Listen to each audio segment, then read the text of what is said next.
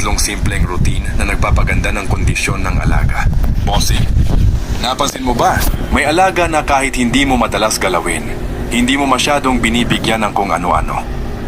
Pero ang gaan ng kilos, malinaw ang mata, at parang laging may laman ang sigla. Habang yung iba kumpleto sa ibinibigay, pero parang mabagal, mabigat at madaling mapagod. Hindi ito tsamba, at lalong hindi ito dahil sa mahal na gamit.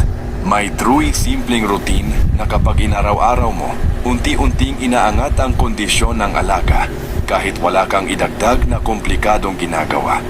At ito ang kadalasang hindi napapansin ng karamihan. Una sa lahat, pare-parehong oras ng pagkain at pag-inom. Bossing, ang katawan ng alaga ay may sariling body clock. Kapag pabago-bago ang oras ng pagkain at inom, nalilito ang tiyan. Hindi pantay ang lakas, bumibigat ang galaw. Nawawala ang natural na gana. Kaya kahit gaano kaganda ang ibinibigay mo, kung magulo ang oras, hindi rin buo ang dating sa katawan. Pero kapag pare-pareho ang oras araw-araw, mas maayos ang digestion, mas tuloy-tuloy ang lakas, mas malinaw ang galaw, mas buhay ang tingin. Simple rule, isang takdang oras sa umaga, isang takdang oras sa hapon. Huwag pa bago-bago, dito nagsisimulang gumanda ang kondisyon. Pangalawa, araw-araw na sikat ng araw. Bossing, ang sikat ng araw ay natural na pampalakas ng katawan. Hindi ito pampaganda lang ng balahibo. Ito ay nagbibigay ng natural na sigla sa loob. Kapag may araw-araw na sikat ng araw, mas tumitibay ang buto, mas gumaganda ang balahibo, mas nagiging alerto ang kilos, mas tuloy-tuloy ang sigla, hindi kailangang matagal. 10 to 15 minutes lang tuwing umaga, sapat na. Ilabas sa preskong oras. Huwag sa tirik na init para natural lang ang dating sa katawan. Maraming alaga ang bumibigat ang kilos. Hindi dahil sa kulang ang ibinibigay, kundi dahil kulang sila sa araw. Pangatlo, tahimik at malinis na kulungan.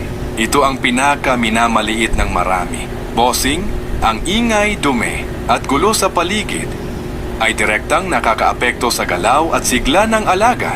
Kapag magulo ang paligid, madaling mapagod, mabigat ang kilos, hindi mahimbing ang pahinga at nawawala ang gana. Pero kapag tahimik at malinis ang kulungan, mas mahimbing ang pahinga, mas malinaw ang galaw, mas buhay ang mata, mas tuloy-tuloy ang kondisyon. Hindi kailangan ng mamahaling setup. Kalinisang araw-araw at tahimik na pwesto lang, malaking bagay na. Paalala, bossing, hindi sa dami ng ibinibigay na susukat ang ganda ng kondisyon, kundi sa consistency. Simple lang ang sikreto. Pare-parehong oras, may araw-araw-araw, malinis at tahimik na pahinga. Ito ang pundasyon ng solid na kondisyon. Kung gusto mo ng mas malinaw na galaw, mas tuloy-tuloy na sigla, mas maayos na pang-araw-araw na kondisyon, simulan mo sa tatlong simpleng routine na ito. Like, follow at i-share mo ito sa kaibigan mong nag-aalaga. Baka ito na ang kulang sa routine nila. Follow mo lang ako dito, bossing, dahil marami pa tayong solid at practical na tips na paparating. Maraming salamat, mga boss.